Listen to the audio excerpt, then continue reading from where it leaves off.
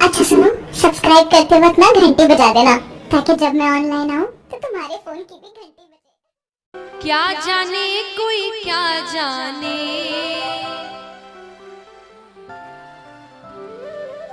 क्या जाने कोई क्या जाने,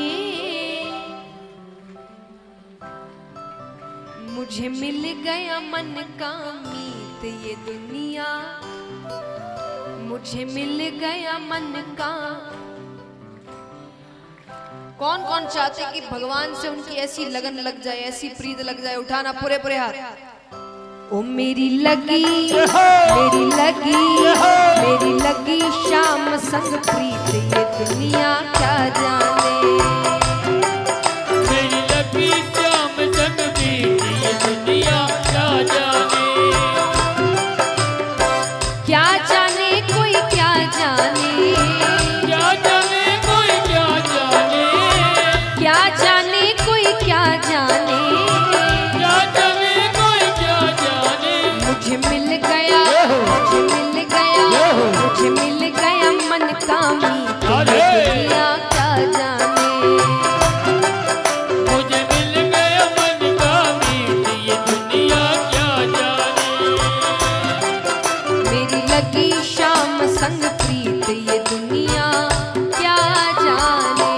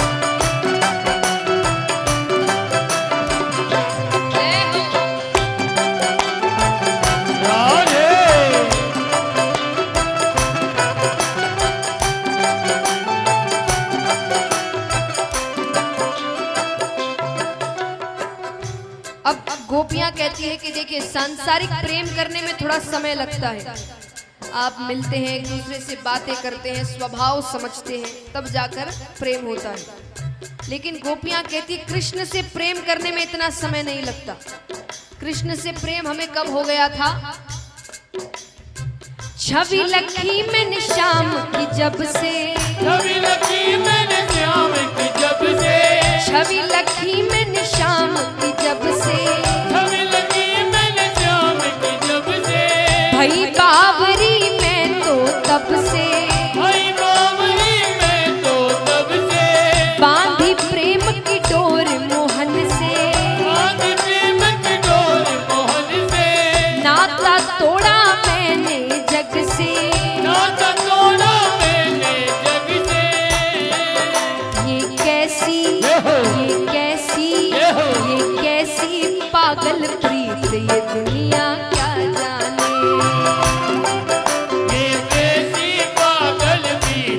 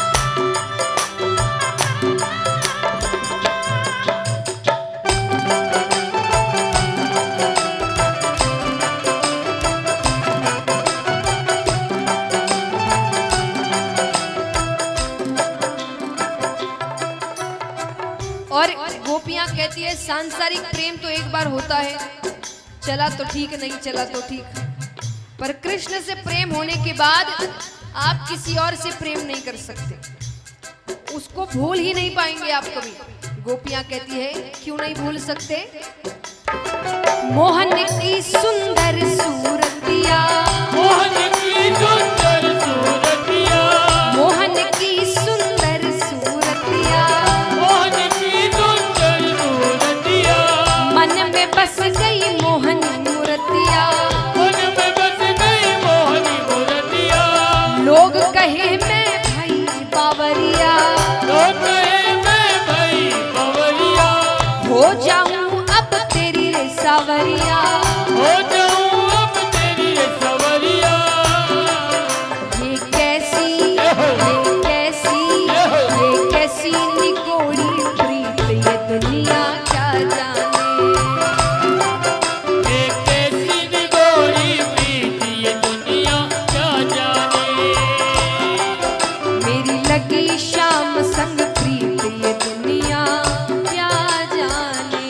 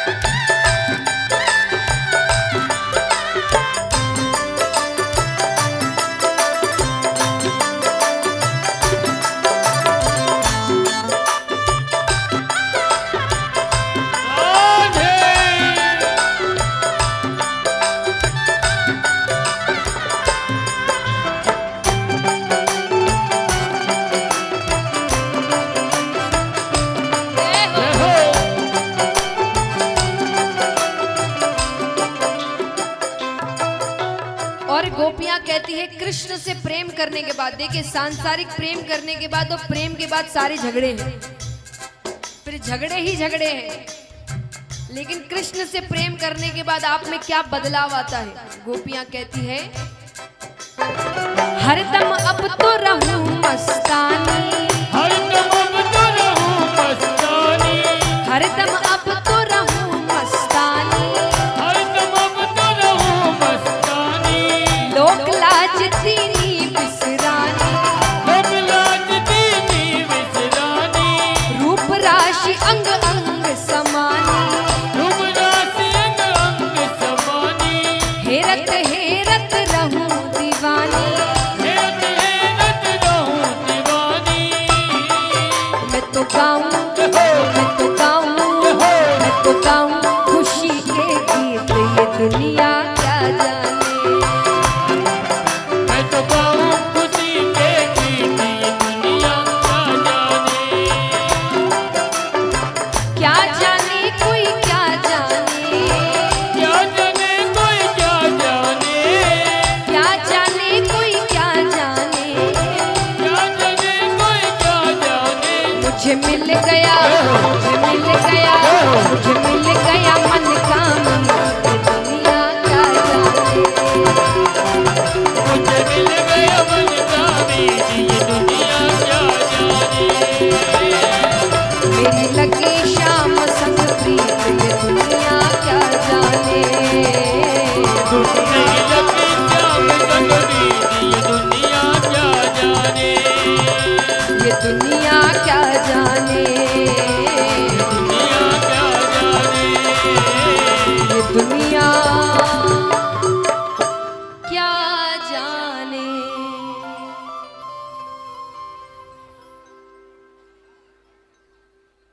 तो महाराज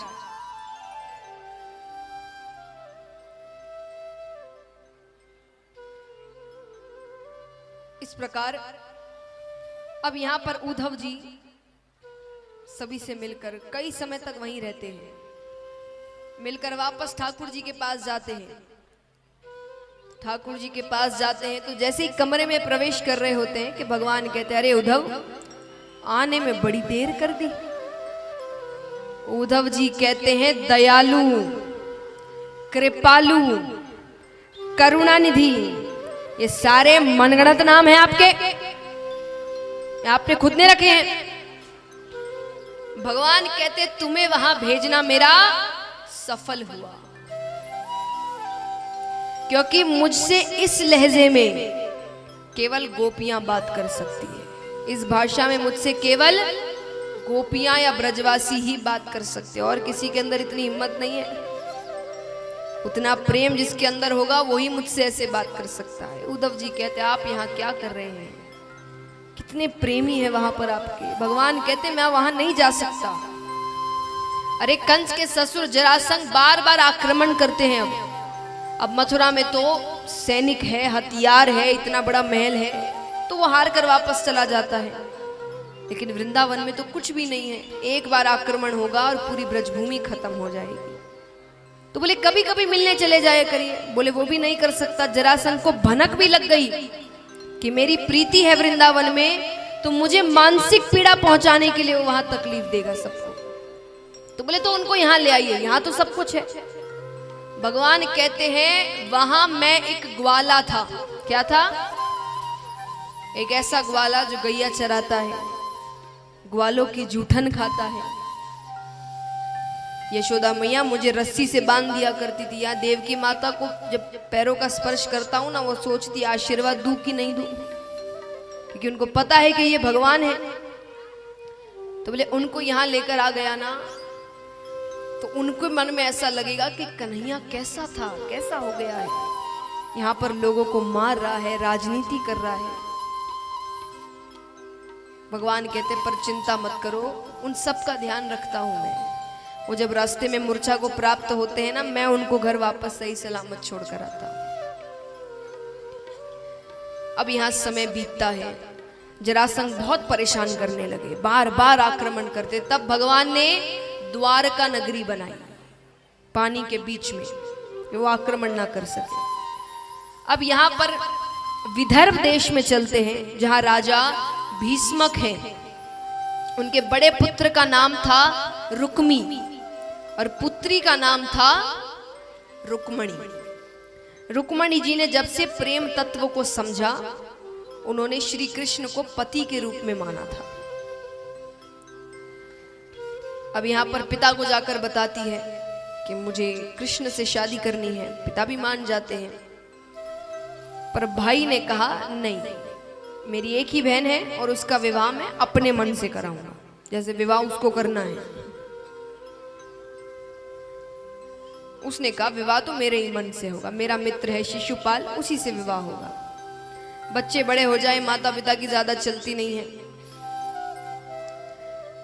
तो रुक्मणी जी के घर पे एक ब्राह्मण आया करते थे। रुक्मणी जी ने उनके हाथों एक पत्र भिजवाया श्री कृष्ण को कि मुझे आपसे विवाह करना है। मैंने जब से प्रेम तत्वों को समझा है, आपको ही पति माना है। अब या तो आप मुझसे विवाह करिए, वरना किसी और से तो मैं विवाह नहीं करूंगी। और ज्यादा जबरदस्ती करी तो इस प्राण को त्यागने के अलावा मेरे पास और कोई रास्ता नहीं है। अब इस पत्र से यहां बैठे कोई भी युवा ज्यादा आइडिया ना लगाए, सभी से निवेदन है। कारण, पहला कारण तो जैसा मैंने शुरुआत में कहा था, भगवान की बराबरी नहीं करनी है। और दूसरा कारण देखिए, ये कोई साधारण पत्र नहीं था, ये एक पत्नी का अपने पति को दी हुई धमकी थी। तो आप सोचेंगे पति पत्नी कैसे, इनकी तो शादी नहीं हुई। ठाकुर जी किसका रूप है? विष्णु भगवान। रुक्मणी जी किसका रूप है? वो पहले से पति पत्नी है। तो धमकी इसीलिए थी क्योंकि देखिए, श्री राम ने भी, सीता माता किसका रूप है? लक्ष्मी जी। उन्होंने हर जन्म में, हर अवतार में अपनी पत्नी से शादी करी है। तो इस अवतार में जब लीलाओं में थोड़ी, तो ये एक धमकी का लेटर गया है कि आपकी लीला अपनी तरफ, मेरा रिश्ता अपनी तरफ। रिश्तों के साथ कोई खेल नहीं, तो कुछ भी कोई भी लीला करते रहो, शादी तो इसीलिए ये पत्र गया था। तो इसीलिए आप ये ना सोचे कि भाई उन्होंने करी हम भी करेंगे, तो वो पहले से पति पत्नी है, उनको ये लीला करके वापस अपने घर जाना है, तो दोनों पहले से ही पति पत्नी है। तो इसलिए रुक्मणी जी पत्र भिजवाती है। देखिए भगवान कितनी सीख लेते हैं अपनी लीलाओं में। आज एक बात बताइए, दुनिया में भगवान से ऊपर कोई है? कोई भी है जिससे भगवान को पूछना पड़े कि मैं काम कर लूं क्या, लीला कर लूं क्या? फिर भी भगवान ने जब लीलाएं करी है तो हमको जताया है कि बड़ों की आज्ञा कितनी जरूरी होती है। जब पत्र आया तो भगवान किससे पूछ सकते हैं? भगवान खुद के मन के मालिक है, पर भगवान ने बलदाऊ भैया से पूछा, क्योंकि उस वक्त उनके पास वही एक बड़े थे। भगवान पूछते भैया क्या करना चाहिए? बलराम जी कहते कर लो शादी, उम्र हो गई है, अभी तो पत्र आ रहे हैं, फिर ये भी बंद हो जाएंगे। तब भगवान ने स्वीकृति पत्र भेजा कि आप जब गौरा मैया के पूजन के लिए आएंगे मंदिर, मैं आपको वहां से लेकर चला जाऊंगा। आइए दर्शन करते हैं। रुक्मणी जी गौरा मैया के पूजन के लिए, तुलसी पूजा के लिए मंदिर आई है और प्रार्थना कर रही है कि मैंने जिसको पति माना है मुझे वही पति के रूप में मिले। जय श्री कृष्णा। कुछ ही समय पश्चात भगवान श्री कृष्ण और माता रुक्मणी का विवाह होगा। जिन भक्तों को कन्यादान स्वरूप भेंट देनी हो, इस भजन में झोलियां चलेगी, आप अपने स्थान पर बैठकर वो भेंट उन झोलियों में डाल दें। जय श्री कृष्ण। रुक्मणी जी कहती हैं